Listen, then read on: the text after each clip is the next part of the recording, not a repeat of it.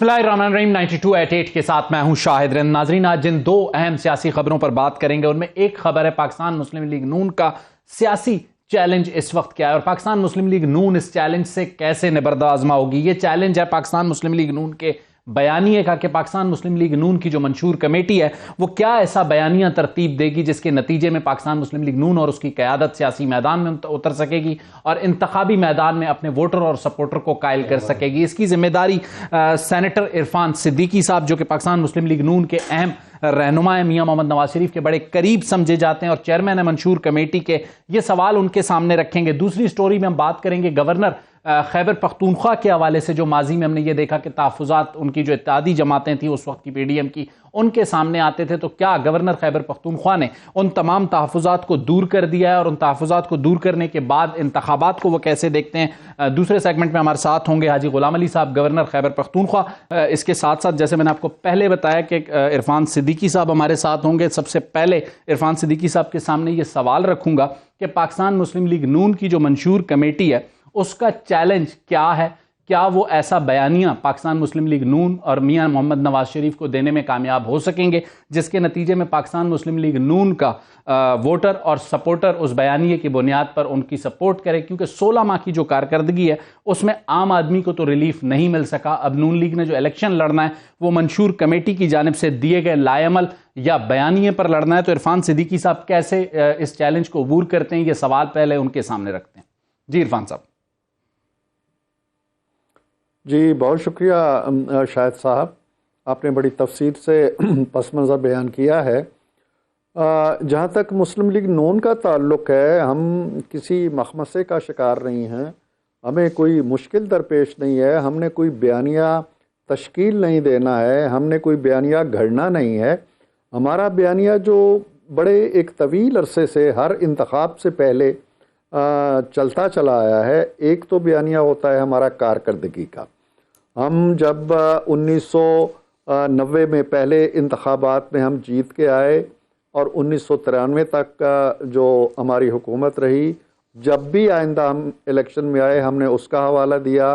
फिर हमने 1970 में आए, 99 में हमारी हुकूमत गई, उसका हवाला किया। फिर 2013 में हमारी हुकूमत आई, 2013 से 17 तक रही, उसका हवाला दिया। ये 9 साल तकरीबन बनते हैं। ये 9 साल कारकर्दगी जो है, जो पाकिस्तान के हर शहर में, हर गली में, हर कूचे में आपको नज़र आती है, शाहराहों की शक्ल में, पुलों की शक्ल में, फ्लाईओवर्स की शक्ल में, बंदरगाहों की शक्ल में, हवाई अड्डों की शक्ल में, बिजली के कारखानों की शक्ल में, मुख्तलिफ तामीर व तरक्की के मनसूबों की शक्ल में, मुआशी इस्तेकाम की शक्ल में, ये हमारे बयानिया होता है कि हमें हमारी कारकर्दगी की बुनियाद पर परखो। हम वादों पर नहीं, अपनी कारकर्दगी को आवाम के सामने लेके जाते। नंबर 1।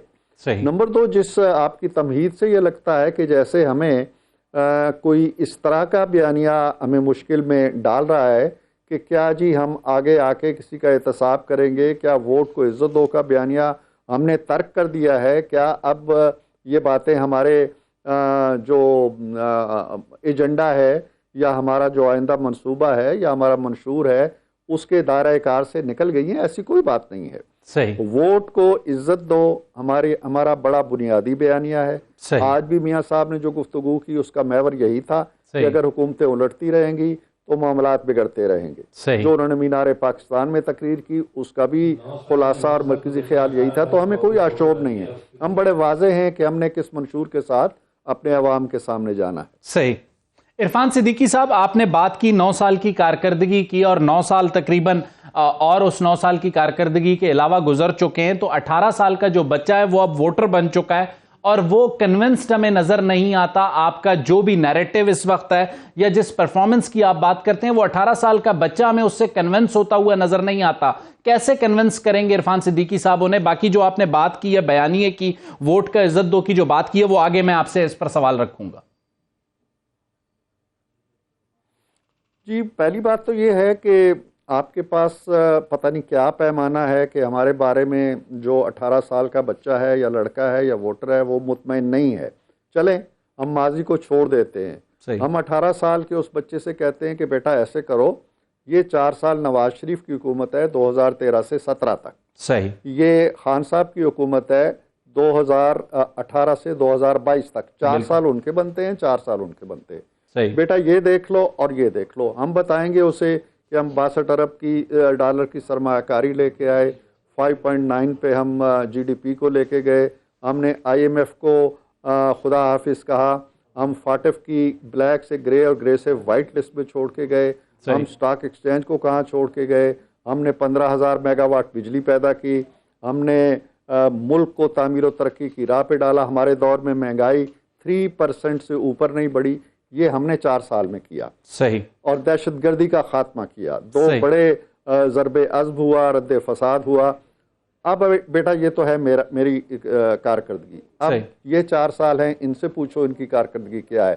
گالی کے سوا، گلوچ کے سوا، الزام کے سوا، تشدد کے سوا، جیلوں میں ڈالنے کے سوا، پنکھے اتارنے، اے سی بند کرنے، ٹیلی ویژن اٹھانے، حریفوں کو پاب جولاں کرنے، ہتھکڑیاں ڈالنے، اس کے علاوہ اگر کوئی اور چیز ہے، یہ 18 سال کے بچے سے میں کہہ رہا ہوں. بالکل ٹھیک ہے. وہ یہ دیکھ لے، اس کے بعد فیصلہ کر لے. ٹھیک ہو گیا. عرفان صاحب، آپ نے جو بات کی منشور کمیٹی کا، چونکہ یہ چیلنج ہے اور منشور ہم نے دیکھا ہے کہ ہر سیاسی جماعت انتخابات سے قبل دیتی ہے، گو کہ وہ اس منشور پر اقتدار پہ آنے کے بعد عمل بہت کم ہی کرتی ہے. یہ تمام سیاسی جماعتوں کا ایک طرح سے وتیرہ ہے. آپ کا یہ جو منشور کمیٹی جو بھی منشور انتخابی طے کرے گی، یہ کیا آئندہ 5 سال کے لیے ہوگا، 10 سال کے لیے ہوگا، 15 سال کے لیے ہوگا؟ مطلب یہ مڈ ٹرم پلاننگ ہے، شارٹ ٹرم ہے، لانگ ٹرم ہے؟ ٹاسک بیسکلی اس منشور کمیٹی کا کیا ہے؟ دیکھیے شاہد صاحب، اس میں بنیادی طور پہ تو جو منشور ہوتا ہے وہ ایک انتخابات سے لے کے اگلے انتخابات تک کی جو 5 سالہ آئینی مدت ہوتی ہے، اس 5 سال کی کارکردگی کے لیے ہوتا ہے. صحیح. ہاں، اس کے اندر ہم یہ ضرور تعین کرتے ہیں کہ ہم پہلے 6 مہینوں میں یا پہلے 1 سال کے اندر ہماری ترجیح یہ ہوگی، اگلے 2 سال میں ہماری ترجیح یہ ہوگی، یا ان 5 سالوں کے اندر ہم کون سے طویل المیعاد منصوبوں کی بنیادیں ڈالیں گے جو اگلے 10-15 سالوں میں کمپلیٹ ہوں گے. بالکل ٹھیک. یہ ساری چیزیں اس میں رکھی جائیں گی. قلیل المیعاد بھی ہوں گے، طویل المیعاد بھی ہوں گے، اور ایسے بھی ہوں گے جن کو ہم اپنے 5 سالہ دور میں مکمل کر سکیں اگر ہمیں 5 سال پورے ملتے ہیں. بالکل ٹھیک. یا اگر ہم جیت کے حکومت بنانے میں کامیاب ہوتے ہیں.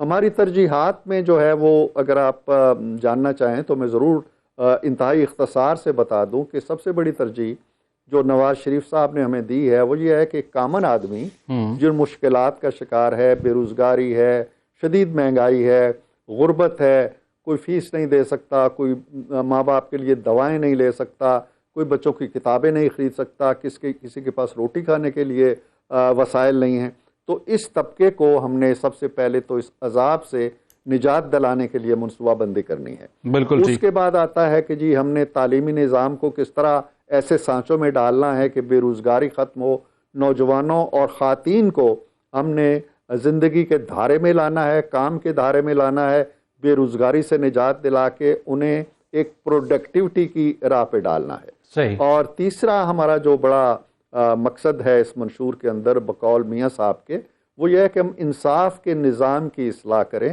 یہ نہیں کہ برسوں لوگ جیلوں میں سڑتے رہیں یا مقدمات بھگتتے رہیں اور ان کے مقدموں کے فیصلے نہ ہوں.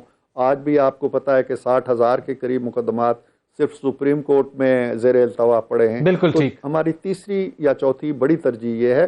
جی ہاں ٹھیک. تو اس کے علاوہ ظاہر ہے کہ زندگی کے تمام شعبے ہیں. بالکل ٹھیک ہے. عرفان صدیقی صاحب، میں جب اس 33 رکنی منشور کمیٹی کو دیکھتا ہوں، اپنی چھوٹی سی رائے میں صحیح یا غلط آپ اس سے اتفاق اور اختلاف دونوں کر سکتے ہیں، مجھے چند لوگوں کے سوا کوئی بھی اپنے اپنے شعبے کا ماہر نظر نہیں آتا. سیاسی کارکن یا سیاسی رہنما ضرور نظر آتے ہیں. اگر میں کہوں کہ اس میں جو اپنے اپنے شعبوں کے ماہر ہیں تو وہ اس کے سربراہ عرفان صدیقی صاحب، جو کہ ایک دانشور ہیں، جو کہ ایک جرنلسٹ رہ چکے ہیں. اس کے علاوہ احسن اقبال صاحب کو ہم کسی حد تک کہہ سکتے ہیں وہ اپنے شعبے کے ایکسپرٹ ہیں، یا بشیر میمن صاحب کی جو FIA میں خدمات یا پولیس کی ہیں وہ اپنے شعبے کے ایک طرح سے ایکسپرٹ ہیں. لیکن اس میں ہمیں کوئی معیشت کا، ماحولیات کا، زراعت کا، ٹیکنالوجی کا، IT کا کوئی ایسا ایکسپرٹ نظر نہیں آتا. تو کیسے آپ 5 سال کا پلان بنا رہے ہیں ایک پولیٹیکل کمیٹی کے ساتھ بیٹھ کے، جب آپ کے پاس پروفیشنلز کی کمی مجھے نظر آتی ہے اس منشور کمیٹی میں؟ جی شاید بہت اچھا سوال کیا ہے آپ نے، اور میں ظاہر ہے کہ یہ سیاست کا معاملہ نہیں ہے. میں بالکل آپ کی بات سے جزوی طور پر ایگری کر سکتا ہوں کہ ہماری ساری کمیٹیاں جو ہیں وہ شاید ایکسپرٹس پہ مشتمل نہیں ہیں جو بڑے نام ہوں، لیکن یہ ضرور ہے کہ ہم نے ہر کمیٹی کے اندر یا کمیٹی کی سربراہی میں یہ ضرور دیکھا ہے کہ اس شخص کا یا سربراہی کرنے والے کا کچھ نہ کچھ تعلق واسطہ تعلیم سے، خارجہ پالیسی سے، یا دوسرے جس بھی معاملے، توانائی سے، آئی ٹی سے، اس کا ضرور ہونا چاہیے۔ لیکن اس میں جو خاص پہلو ہے وہ میں یہ بتا دوں کہ ہم نے کمیٹی پہ کوئی پابندی نہیں لگائی کہ وہ ان 4 ممبروں تک محدود رہے۔ ہم نے بڑی کھلی واضح ہدایات دی ہیں کہ آپ ایکسپرٹ سے ملیں۔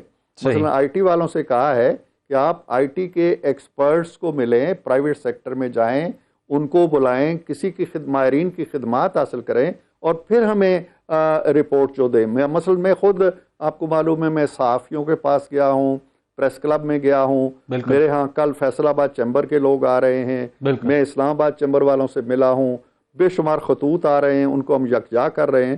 تو اگر ہماری کسی کمیٹی کے اندر اس مخصوص ٹیکنالوجی کا کوئی ماہر نہیں ہے یا اس مخصوص شعبے کا کوئی ایکسپرٹ نہیں ہے، تو ان کو یہ اجازت ہے کہ وہ پاکستان بھر میں اس شعبے کے ٹاپ کلاس جو ماہرین ہیں ان سے مشاورت لیں، ان سے رائے لیں اور ان سے ان کی اوپینین لے کے اس کے اندر ڈالے، تو وہ کمی اس طرح پوری ہو جاتی ہے۔ ٹھیک ہو گیا۔ عرفان صدیقی صاحب، جو اس وقت آپ نے بات کی نظام انصاف آپ کی ترجیحات میں شامل ہے، ہمیں ایسا لگتا ہے میاں صاحب کی تقاریر میں ایک جھلک سی لگتی ہے کہ عدلیہ کے کچھ سابق ججز یا ایون موجودہ کو بھی، وہ اپنی پچھلی تقریروں میں ایک موجودہ جج کو بھی ہدف تنقید کا نشانہ بنا چکے ہیں۔ تو کیا نظام انصاف کی جو اصطلاحات ہیں، اصطلاحات میں نے لفظ استعمال کیا، معذرت کے ساتھ، اصلاحات ہے، ان اصلاحات میں کسی جج کے خلاف کارروائی کی بھی کوئی خواہش کہیں پہ موجود ہے؟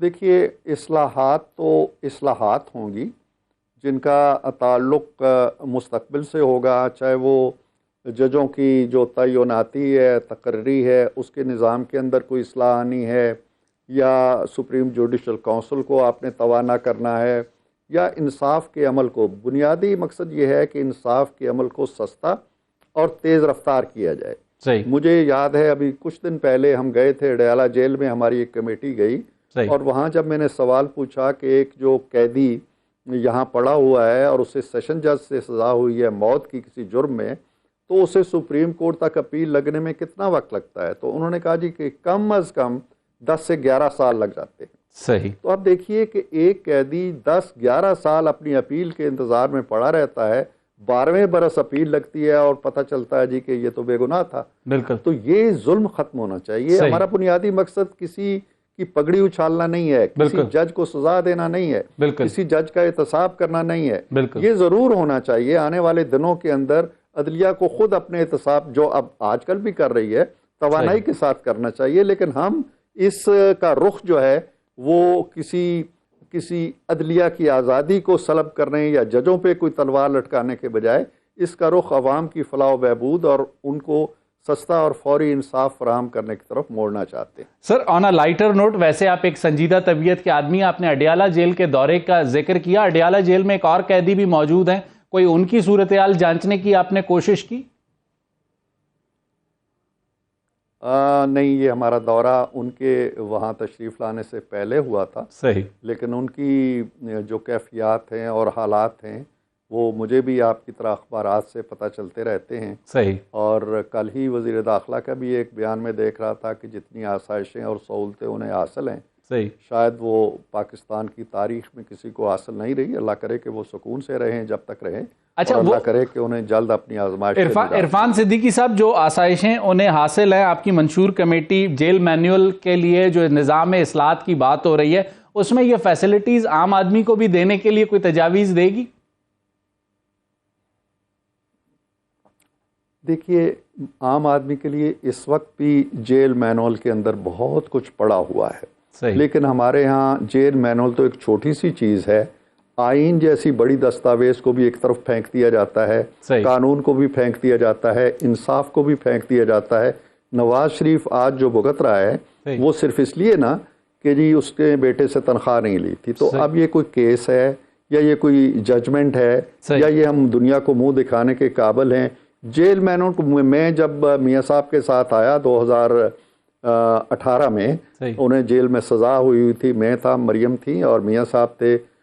ہمیں وہاں سے ہم تو نکل گئے, انہیں اٹھا کے یہاں اڈیالہ میں لایا گیا. تو میں جب کچھ دنوں بعد ان سے ملا, میں نے کہا جی کہ کیا گزری؟ تو کہنے لگے کیا گزری, بس وہ اٹھا کے لائے, مریم کو کسی اور جگہ لے گئے, مجھے ایک کھولی کھول کے تو انہوں نے اندر کہا جی کہ یہاں آپ ٹھہریں. باہر تالا لگایا, میں نے اندر دیکھا کچھ نہیں تھا, ایک پھٹی پرانی سی دری زمین پر پڑی ہوئی تھی, تو میں اس پہ لیٹ گیا. صحیح. اچھا آپ نے وزیر اعظم رہا تھا. بالکل آپ نے نہیں بات پوری ہونے دی. میں یہ کہہ رہا ہوں کہ اگر اس وزیر اعظم کے لیے وہ مینول تھا اور آج کے وزیر اعظم کے لیے یہ مینول ہے, تو مینول تو کوئی نہیں بدلا نا. صحیح. وہ تو وہی ہے جو اس وقت تھا, جو آج ہے.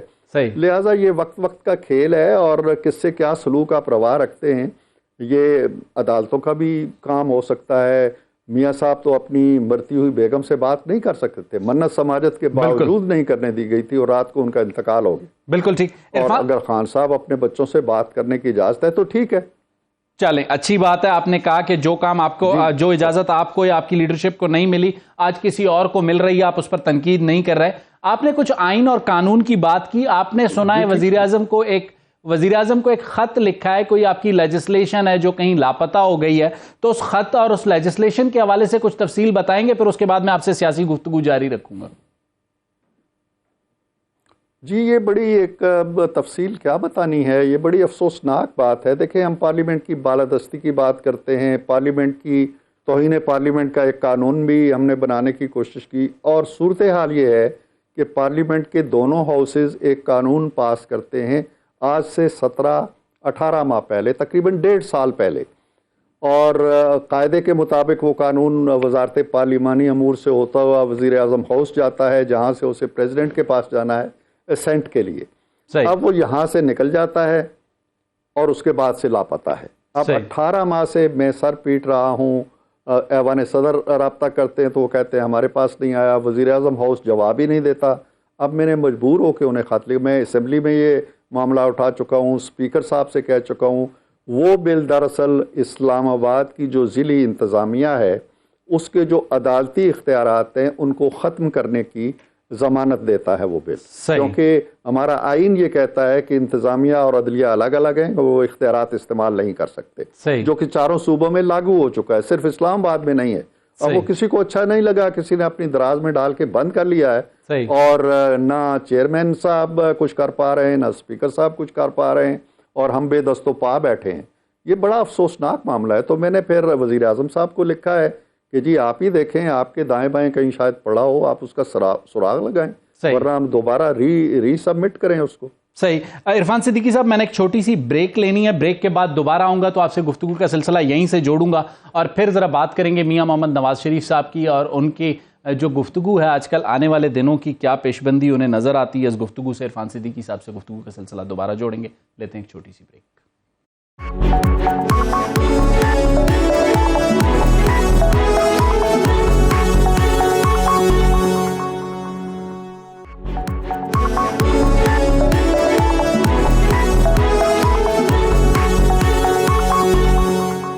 ویلکم بیک ناظرین. بریک کے بعد ایک بار پھر آپ کے سامنے حاضر خدمت ہیں. ہمارے ساتھ عرفان صدیقی صاحب ہیں, منشور کمیٹی کے سربراہ ہیں, پاکستان مسلم لیگ نون کے. عرفان صدیقی صاحب کے پاس جانے سے پہلے آپ کو یاد دلاؤں ناظرین, 21 اکتوبر کو جب میاں محمد نواز شریف صاحب واپس آئے تھے تو لاہور کے جلسے کے حوالے سے ہمیں ایک ایسا تاثر دیا جاتا تھا کہ وہ معیشت کی بہتری کا پلان دیں گے, وہ مستقبل کا پلان دیں گے. لیکن لاہور کی جو تقریر تھی اس میں انہوں نے ایک بات کہی کہ وہ ماضی کو بھلا کر آگے بڑھنا چاہتے ہیں. لیکن ماضی کو بھلانے کی جو انہوں نے بات کہی, کچھ دن کی خاموشی کے بعد آج وہ دوبارہ جب سیالکوٹ میں اپنے کارکنوں کے سامنے یا اپنے ووٹر سپورٹر کے سامنے آئے تو انہیں پھر سے وہی ماضی یاد آنے لگا. میاں صاحب نے کیا کہا, آج کیا کہا, ذرا وہ سنیے, پھر اس کے بعد جاتے ہیں عرفان صدیقی صاحب کی طرف. چلے گا ملک جہاں آئے دن وزیر اعظم بدلتے ہوں اور جیلوں میں جاتے ہوں, ملک بدری ہوتی ہو, جھوٹے مقدمے بنتے ہوں, جھوٹی سزائیں ملتی ہوں, تو کیسے چلے گا ملک؟ بتائیں ذرا, آپ سوچ کے بتائیں کیسے چلے گا. اور ایسے بندے کو لے آتے ہیں جس کو سوائے گالی کے اور کچھ کرنا ہی نہیں آتا, جب بھی بولتا ہے تو گالیاں دیتا ہے. عرفان صدیقی صاحب, 21 اکتوبر کو میاں محمد نواز شریف صاحب نے کہا کہ وہ ماضی کو بھلا چکے ہیں اور وہ آگے بڑھنا چاہتے ہیں, لیکن آج پھر دوبارہ ان کی گفتگو میں وہی ماضی کی جھلک نظر آئی. تو میاں صاحب کیا ابھی تک ماضی سے نکل ہی نہیں پائے, یا آپ کے خیال میں یہ وقتاً فوقتاً وہ یاد دلاتے رہیں گے؟ دیکھیے شاہد صاحب, اس میں کوئی حیرت کی بات نہیں ہے. جو ابھی آپ نے ان کی گفتگو کے چند جملے سنائے ہیں ان سے بھی بات بڑی واضح ہو جاتی ہے. انہوں نے آگے بڑھنے ہی کی بات کی ہے. صحیح. اور ساتھ یہ کہا ہے کہ اگر یہ چیزیں آپ کرتے رہیں گے تو پھر آگے نہیں بڑھ سکیں گے. صحیح. مراد یہ ہے کہ ایک ہوتا ہے کہ ماضی کو سینے سے لگا کے چمٹائے رکھنا اور کہنا جی کہ اس سے بدلہ لو, اس کو پھانسی چڑھاؤ, اس نے میرے خلاف غلط فیصلہ دیا تھا, عمران خان کو یہ کرو. یہ نہیں کہہ رہے وہ. صحیح. وہ یہ کہہ رہے ہیں کہ اگر آگے قدم بڑھانا ہے تو یہ چیزیں جو ہمیں پیچھے دھکیل کے لے آتی ہیں ان کا خاتمہ کرو, یہ نہیں ہونی چاہیے. وہ ان یادوں کو اس لیے تازہ کر رہے ہیں کہ یہ ملک کے ساتھ آئندہ یہ سلوک نہیں ہونا چاہیے.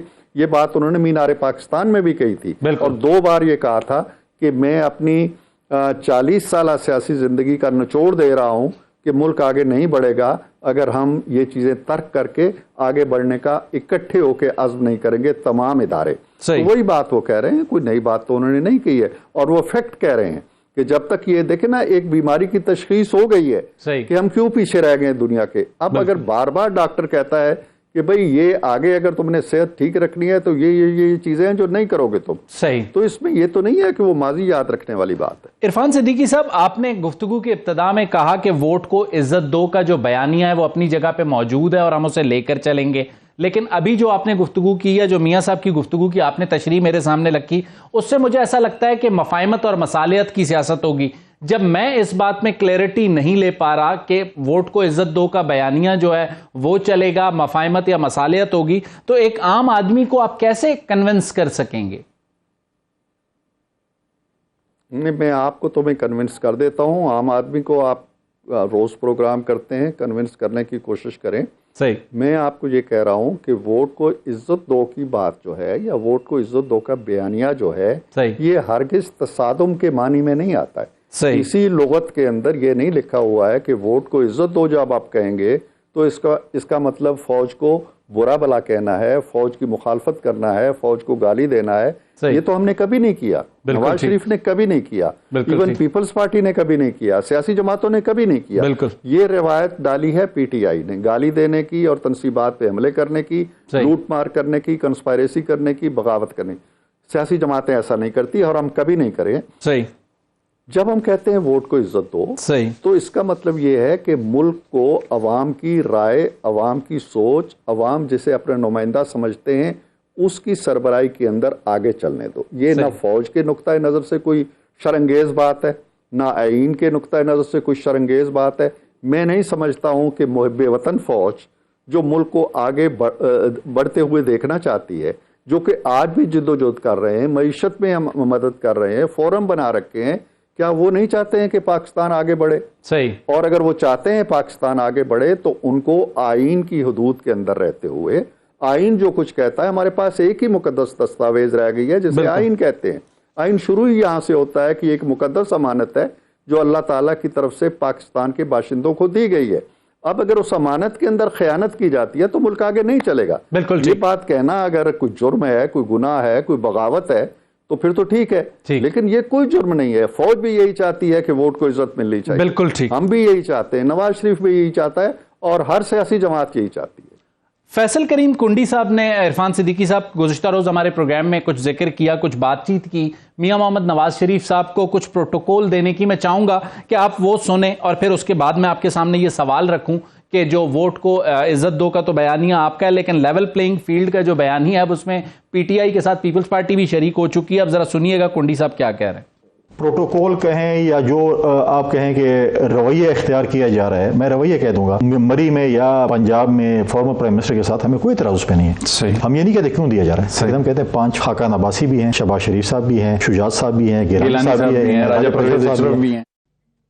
عرفان صدیقی صاحب, کنڈی صاحب کہہ رہے ہیں کہ جو پروٹوکول میاں محمد نواز شریف صاحب کو 21 اکتوبر کو دیا گیا وہ باقی 5 وزرائے اعظم کو بھی ملنا چاہیے, اور اسی کی بنیاد پہ وہ یہ کہتے ہیں کہ لیول پلینگ فیلڈ نہیں ہے. پہلے صرف پی ٹی آئی کا شکوہ تھا, پیپلز پارٹی بھی اس میں جسے کہتے ہیں دامے در میں سخنے ان کے ساتھ نظر آتی ہے.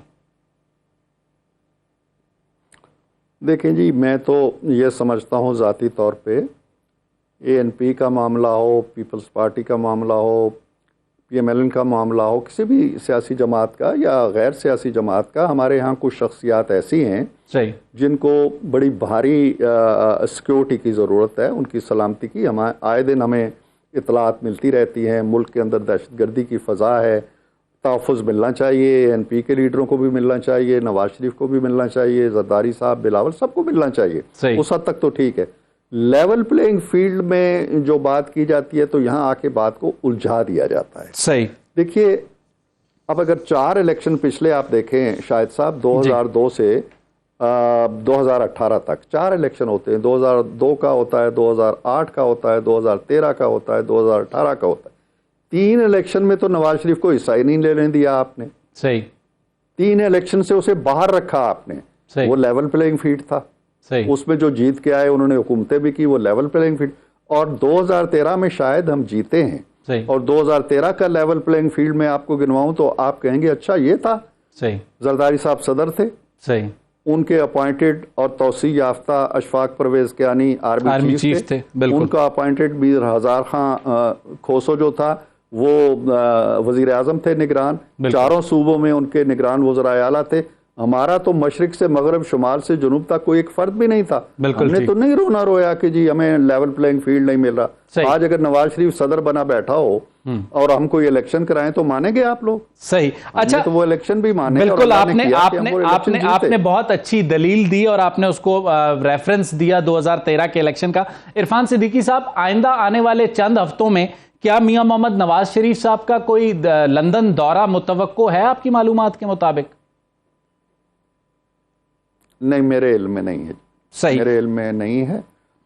ممکن ہے کہ علاج کے حوالے سے ان کے چیک اپس ہوتے رہتے ہیں، فالو اپ ہوتا رہتا ہے ان کی بیماری کے حوالے سے۔ ابھی وہ پوری طرح جو مسائل کچھ نہ کچھ موجود ہیں تو اس حوالے سے وہ جائیں تو جائیں، لیکن میرے علم میں نہیں ہے۔ صحیح، آپ کے علم میں نہیں ہے۔ اچھا سر، ایک اور جو سب سے بڑا چیلنج ہمیں نظر آتا ہے میاں محمد نواز شریف صاحب، جیسا کہ آپ پوری پی ایم ایل این کہہ رہی ہے کہ وہ متوقع وزیر اعظم ہوں گے، اس کے بعد ان کی جو ٹیم ہوگی اس ٹیم میں اس بار کوئی رد و بدل ہوگا؟ منشور کمیٹی کوئی رد و بدل سجیسٹ کرے گی کہ پنجاب کی ٹیم یہ ہونی چاہیے، بلوچستان کی ٹیم یہ ہونی چاہیے، سندھ میں یہ ہونا چاہیے، اور فیڈرل کیبنٹ میں جس طریقے سے ہم ماضی میں دیکھتے ہیں کہ ڈار صاحب معاشی میدان میں اور احسن اقبال صاحب پلاننگ اینڈ ڈیولپمنٹ میں، منشور کمیٹی کچھ اس قسم کی چیزیں میاں صاحب کو سجیسٹ کرے گی کہ مریم نواز صاحبہ کی پلیسمنٹ کہاں ہو، شہباز صاحب کی کہاں ہو؟ شاہد صاحب ایسا نہیں ہوتا ہے۔ منشور کمیٹی جو ہوتی ہے یا منشور بنانے والے جو بھی ذمہ دار لوگ ہوتے ہیں ان کا کام یہ ہوتا ہے کہ وہ آنے والے 5 سالوں کے لیے مختلف شعبۂ زندگی کے اندر، خارجہ پالیسی کے اندر، توانائی کے اندر، اکانومی کے اندر وہ منصوبہ بندی ایک طرح سے کرتے ہیں کہ جی یہ چیزیں ہونی چاہیے، یہ منصوبے ہونے چاہیے، تعلیم میں یہ ہم نے کرنا ہے۔ یہ وہ نہیں طے کرتی ہے۔ لیکن 30 سیکنڈز میں عرفان صدیقی صاحب 30 سیکنڈز میں ان منصوبوں کو لیڈ کرنے والا ٹیم لیڈر کون ہوگا یہ آپ سجیسٹ نہیں کریں گے؟ میں کر رہا ہوں، یہ نہیں کمیٹی نہیں لکھے گی، لیکن ہم سب جانتے ہیں اور پارٹی کا یہ فیصلہ ہے، یہ منشور کمیٹی کا فیصلہ نہیں ہے کہ اگر مسلم لیگ نون جیتتی ہے اور اگر مسلم لیگ نون فیڈرل حکومت بناتی ہے اسلام آباد کے اندر تو وزیر اعظم نواز شریف ہوں گے۔ یہ تو پارٹی کا ڈیسیژن ہے، نتھنگ ڈوئنگ ود منشور کمیٹی۔ ٹھیک ہو گیا عرفان صدیقی صاحب، آپ کا بہت بہت شکریہ۔ ناظرین، لیں گے ایک چھوٹی سی بریک اور بریک کے بعد آئیں گے تو ہمارے ساتھ ہوں گے گورنر خیبر پختونخوا غلام علی صاحب۔ ان کے سامنے سوال رکھیں گے کہ ان کے جو تنازعات ماضی میں اتحادی جماعتوں سے رہ کیا وہ ختم ہو چکے ہیں اور وہ انتخابات کے انعقاد کے حوالے سے اب کیا مطمئن ہے 8 فروری کو وہ انتخابات کے انعقاد کے لیے تیار ہیں؟ یہ سارے سوال ان کے سامنے رکھیں گے۔ لیتے ہیں ایک چھوٹی سی بریک۔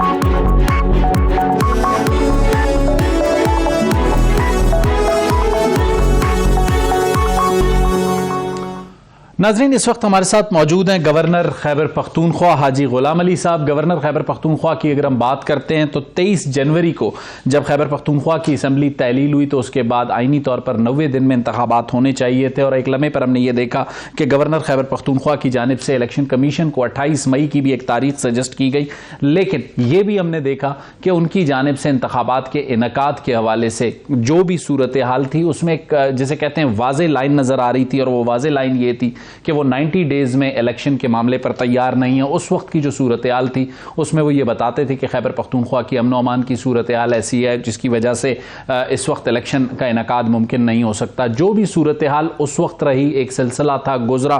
چند ماہ بعد اب ہم نے دیکھا کہ سپریم کورٹ سے حال ہی میں جو جسٹس اطہر من اللہ ہیں ان کا بھی ایک نوٹ آیا ہے اس انتخابات کے حوالے سے, اور انہوں نے جو باتیں کی ہیں اس کی جو بھی امپلیکیشنز ہیں وہ آنے والے دنوں میں سامنے آئیں گی. لیکن اس وقت ہمارے ساتھ موجود ہیں حاجی غلام علی صاحب. سب سے پہلے ان سے یہ سوال کروں گا کہ حاجی غلام علی صاحب کیا ہی یہ بہتر نہ ہوتا کہ 90 ڈیز میں جو ڈیو ڈیٹ تھی وہ آپ دیتے اور سارے معاملے کو ختم کرتے؟ بسم اللہ الرحمن الرحیم. دیکھیں یہ ایک اہم ایشو تھا اس وقت, اور آپ کو علم ہونا چاہیے اور اس پوری دنیا کو ہمارے الیکشن کمیشن آف پاکستان اور سپریم کورٹ آف پاکستان سارے ان بورڈ تھے اس مسئلے پر. صحیح. جو اسمبلی ڈیزالو ہو گئی تھی اس سے پہلے بھی ہم نے 10-12 بار سے زیادہ وزیر اعلیٰ صاحب کو میڈیا کے ذریعے کہا کہ یہ اسمبلیاں مت توڑو, ملک میں افراتفری کی فضا پیدا ہو جائے گی. صحیح.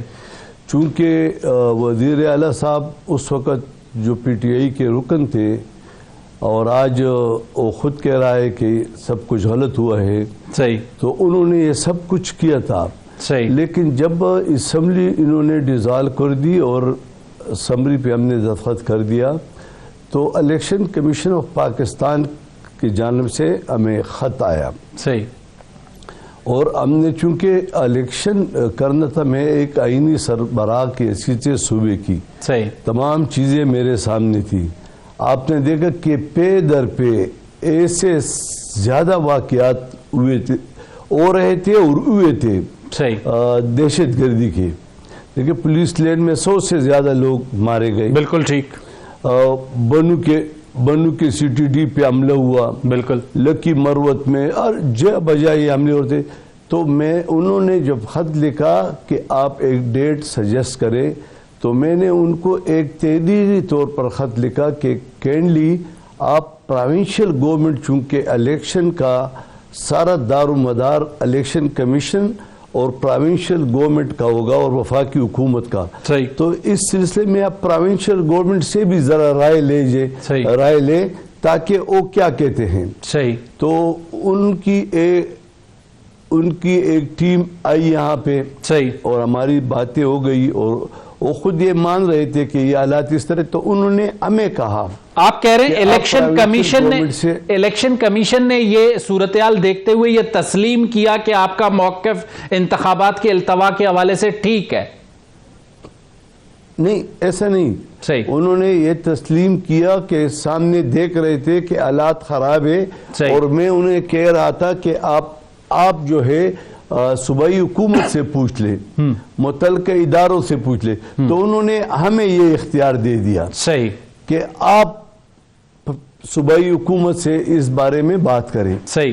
میں نے صوبائی حکومت کو جو الیکشن کمیشن کا لیٹر آیا تھا اس لیٹر کے ساتھ اپنا ایک لیٹر لگا کے صوبائی حکومت کو میں نے بھجوا دیا. صحیح. اور بالکل میں نے کہا آپ رپورٹ دے دی. پھر 1-2-4 دن بعد میں نے ایک سافٹ ریمائنڈر دے دیا. صحیح. کہہ رہا وہ جواب نہیں آیا. تو آپ کہہ رہے ہیں جو صوبائی حکومت کے ڈیلے کی وجہ سے التوا میں پڑا معاملہ؟ نہ آپ بات سن لینا. ہم کہتے ہیں کہ یہ ملک اس وقت جس مشکل میں ہے تو وہ ہر حقیقت کو جاننا چاہیے, آپ کو بھی, عوام کو بھی, عدالتوں کو بھی. صحیح. پھر میں نے دوسرا ریمائنڈر دیا, پھر تیسرا ریمائنڈر دیا, پھر چوتھا ریمائنڈر دیا, پھر 5واں ریمائنڈر دیا. صحیح. اور ہر ریمائنڈر 3-4 روز بعد دیتا تھا. صحیح. آخر میں ان کی رپورٹ آئی. صحیح. میں نے وہی رپورٹ صحیح الیکشن کمیشن آف پاکستان کو بھجوائی. انہوں نے کہا کہ اس سخت صورتحال میں ہم الیکشن کے لیے تیار تب ہو سکتے ہیں کہ ہمیں اتنی فوج دی جائے, یہ چیزیں دی جائے, یہ چیزیں دی جائے, جو بھی ان کی ریکوائرمنٹ تھی. انہوں نے کہا الیکشن کمیشن کو ہم نے رپورٹ بھیج دی. پھر الیکشن کمیشن نے ہمیں بلایا. صحیح. میں خود وہاں, اور پھر اس کے بعد آپ نے 28 مئی کی ڈیٹ دی. ہم نے ان کو کہا نہیں. میں اس سے پہلے صدر پاکستان سے ملا, صحیح, اور میں صدر پاکستان سے غالباً ایک دو دفعہ ملا اور ایک دو تین دفعہ فون پہ بات بھی کی. صحیح, اور ان کو ہم نے کہا تھا کہ چونکہ پنجاب کا اور خیبر پختونخوا کا مسئلہ ہے, صحیح, تو اچھا یہ ہوگا کہ صدر پاکستان اجلاس بلائے, صحیح, میں بھی آؤں, صحیح, الیکشن کمیشن بھی آئے, صحیح, اور پنجاب کے گورنر بھی آئے, صحیح, اور ہم چاروں فریق مل کر اتفاق رائے سے فیصلہ کریں کہ قوم کو ایک اچھا میسج جائے. چلیں گورنر صاحب, غلط ہوئی ہے. گورنر صاحب یہ بہت اچھی بات ہے, آپ نے کہا کہ یونانیمس فیصلہ ہو, لیکن یونانیمس فیصلہ میں ہوتا ہوا نظر نہیں آیا اور چیزیں آگے بڑھتی چلی گئیں. اب آپ کے خیال میں 8 فروری کو انتخابات کے لیے خیبر پختونخوا میں جسے کہتے ہیں صورتحال بالکل بہتر ہے؟ دیکھیں اب بھی یک دکا واقعہ ہو رہے ہیں اور آپ کے سامنے خیبر پختونخوا بلوچستان میں, صحیح, لیکن اس طرح واقعات نہیں ہو رہے ہیں, صحیح, جو کہ اس وقت جس طرح تیزی سے ہر روز 15 20 30 40 100 آدمی مارے جاتے تھے, صحیح, اور تانوں پہ اٹیک, سی ٹی ڈی پہ اٹیک, صحیح, وہ قسم کے واقعات شکر الحمدللہ نہیں ہو رہے.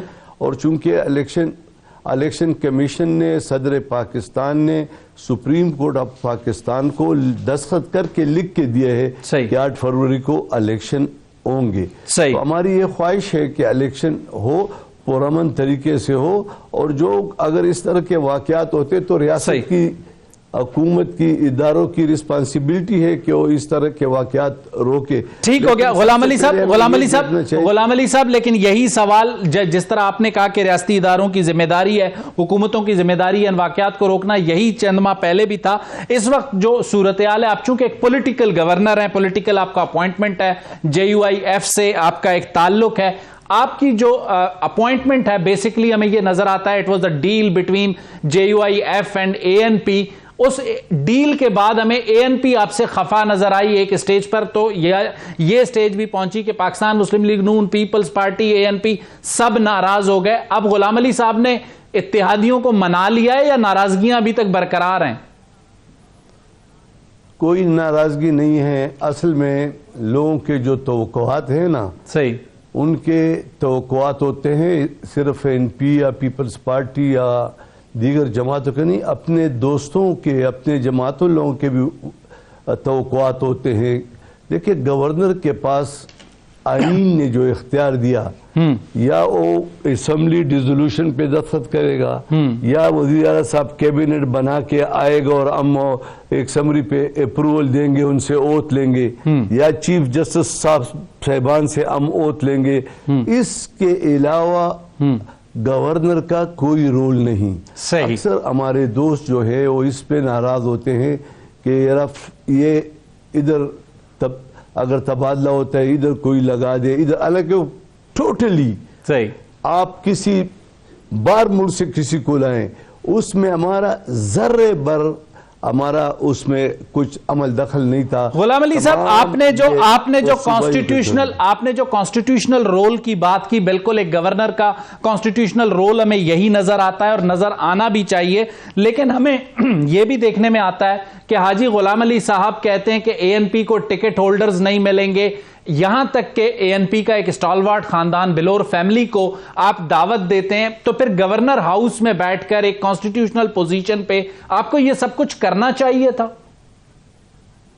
نہیں, ایسی افواہیں ہیں, ایسی کوئی بات نہ ہوئی ہے, اور نہ بلور فیملی جو ہے اس عمر میں ان کی قربانیاں ان کے اپنے جماعت کے لیے, اگر میں یعنی آپ اس سے پہلے دیکھ لیں کہ مولانا فضل الرحمان صاحب بلور فیملی کے ہر 3 مہینے بعد کچھ گزشتہ 20 سالوں سے دیکھ لیں وہ ان کے پاس سے, چونکہ وہ خود کہتے ہیں کہ آپ ادھر آئیں تو ہمارے ساتھ ایک کپ چائے پیئے, کبھی کبھی وہ مرکز آتے تھے. یہ ایسی کوئی بات نہیں. اب میں خود 2-3 بار ولی باغ کیا, اس کا مطلب ہے کہ میں نے ایمل علی خان کو دعوت دی ہے. یہ ہماری ایک روایات ہے. میں شیرپو خان کے گھر گیا, میں امیر مقام خان کے گھر گیا, میں پیپلز پارٹی کے صدر کے گھر گیا. یہ میرا آئینی رول یہ کہتے ہیں کہ لوگوں کو، عوام اور جتنی بھی سیاسی قیادتیں، ان کو جوڑ کے رکھوں. اور آپ نے دیکھا ہوگا کوئی ایک شخص یہ بتا دے کہ اس گورنر ہاؤس میں تمام سیاسی جماعتوں کے لوگ نہیں آ رہے ہیں، تمام بزنس کمیونٹی کے مختلف اختلاف رائے رکھنے والے یہاں پر آتے ہیں. میری کوشش ہوتی ہے کہ ریاست کے ساتھ عوام کو جوڑوں. اچھا، آپ کہہ رہے ہیں جو بھی ملاقاتیں ہوتی ہیں وہ پولیٹیکل ریکنسیلیشن کے لیے ہوتی ہیں، ان کا مولانا کو کوئی فائدہ نہیں ہوتا.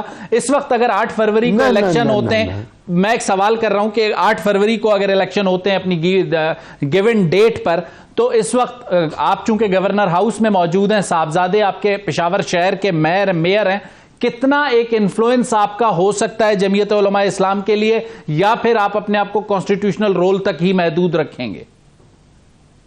کچھ نہیں ہو، کچھ ذرے بر رول نہیں ہے. اگر رول ہوتا تو پشاور میں میرے گورنر ہاؤس سے آدھے کلومیٹر پر ہمارا تحصیل ناظم فوت ہو گیا. صحیح.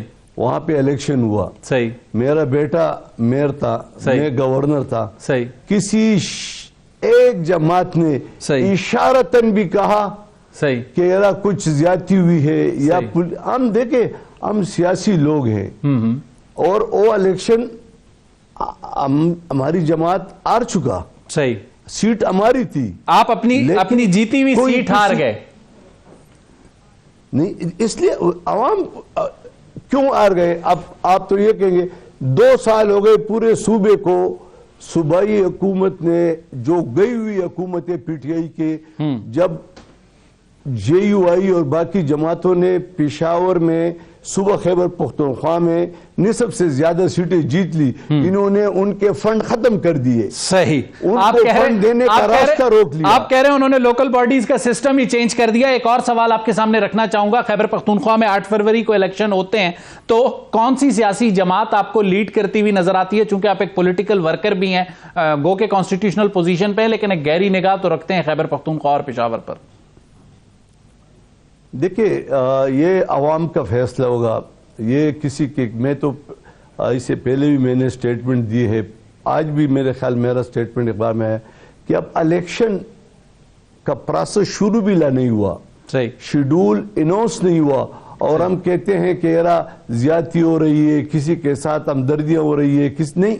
ہم نے الیکشن کو متنازع نہیں بنانا. صحیح. تمام سیاسی جماعتوں سے میں نے ریکویسٹ کی ہے، اپیل کر سکتا ہوں کیونکہ ہمارے بڑے ہیں، کہ یار سیاسی جماعتیں الیکشن پروسیس کو متنازع نہ بنائیں. پاکستان تحریک انصاف کہہ رہی ہے ان کے لیے لیول پلینگ فیلڈ نہیں ہے. آپ انہیں لیول پلینگ فیلڈ دینے میں کیا مدد کر سکتے ہیں گورنر صاحب؟ دیکھیں، میری مدد کی ضرورت تو اس میں نہیں ہے. مدد تو ان کو عدالتیں دیں گی کہ کیسے ان کی عدالتوں میں ہیں. صحیح. اور جب عدالتوں میں کیسز ہیں تو عدالتیں اگر کہہ دے، عدالتوں نے نواز شریف صاحب کو وزیر اعظم نکالا تھا. صحیح. تو کسی نے کیا کر دیا؟ گورنر صاحب، آپ کا ایک اور بیان بھی ریکارڈ پر ہے کہ چیئرمین پی ٹی آئی کے ساتھ جو کچھ ہو رہا ہے وہ مکافات عمل ہے. تو سیاسی مکافات عمل کا رزلٹ ہمیں 8 فروری کو نظر آئے گا؟ نہیں، وہ الگ، وہ عوام کا ووٹ کے ذریعے جس کو چاہے وہ لوگ منتخب کریں گے. میں یہ سمجھتا ہوں ایک سیاسی کارکن کے کہ دیکھیں، اگر کسی پر حکومت نے، کسی نے کیس بنا دیا، عدالت نے ان کو جیل بھیج دیا، تو جیل کا جو قانون ہے اس کو اس کے مطابق فیسیلیٹی دینا یہ سپرڈنٹ یا آئی جی جیل خانہ جات کا کام ہے. یہ نہیں کہ ہم امریکہ میں جا کے کہہ دیں کہ ہم پنکھا اتاریں گے، ہم امریکہ میں جا کے اے سی اتاریں گے، ہم اس کو گھر کے غلام علی صاحب آپ یہ کہہ رہے ہیں کہ ان کا میٹر جیل سپرنٹینڈنٹ کے پاس ہے، صوبائی حکومت یا گورنر ہاؤس کے پاس نہیں ہے، اگر میں غلط نہیں ہوں؟ بالکل، عدالت کے پاس اور اس کے پاس ہے. میں خود جیل میں رہا ہوں. مجھے B class Supreme Court of Pakistan نے دی ہے. صحیح. تو 1 سال بعد دیکھیں، یا عدالت یا جیل سپرڈنٹ آئی جی جیل خانہ جات.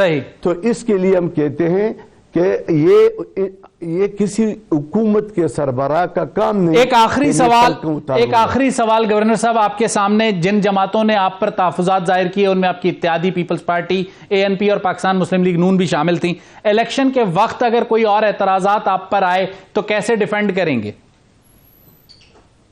دیکھیں اعتراضات اب بھی نہیں ہیں, ہم سب ایک پیج پہ ہیں. ان کو یہ سب کچھ سمجھ گیا کہ گورنر کا رول جہاں تک ہے وہی میں کوشش کر رہا ہوں.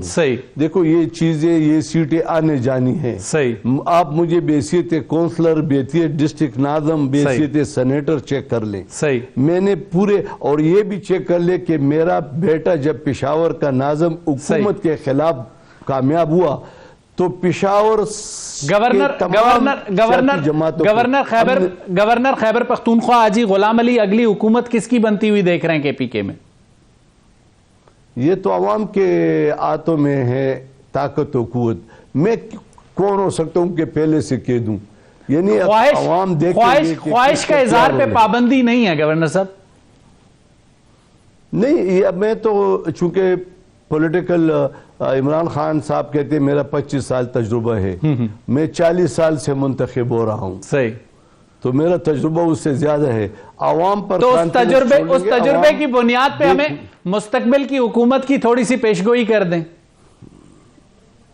یہ جس کرسی پہ میں بیٹھا ہوں آئینی اور تمام سیاسی جماعتوں کو اور عوام کو ساتھ لے کر چلتا ہوں, تو یہ تو میں وائلیشن کر لوں گا. میں ایسی بات کبھی بھی نہیں کرتا. میں کوشش کرتا ہوں کہ پاکستان کو, پاکستان کی ریاست کو, ریاستی اداروں کے ساتھ لوگوں کو جوڑوں, اور الیکشن لوگ خود کریں گے. جس کو ووٹ دیں گے اس کو ووٹ دے دے. آزادانہ, منصفانہ, غیر جانبدارانہ. اچھا, وہ ووٹ دے دیں گے, آپ پھر اوتھ لے لیں گے؟ میں اوتھ لے لوں گا, آپ دیکھ لیں گے. میں اس میں ایک منٹ بھی نہیں.